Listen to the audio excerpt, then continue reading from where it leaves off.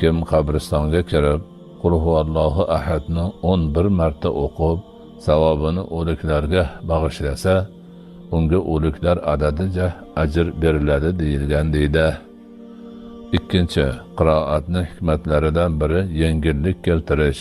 Bu narsa muhtazarga matlub bo'lganidek mayyitga ham matlubdir. Musnadul Firdavsda qaysi bir o'lik o'lganidan keyin uning oldida Yasin qiroat qilinsa, Alloh unga albatta yengillik beradi deyilgan. Imom Ahmad: mashoyixlar qachon mayyit uchun Yasin qiroat qilinsa, unga yengillik beriladi der ekanlar degan. Uchinchi, janoza namozida Fotiha surasi o'qilishiga qiyos qilinadi.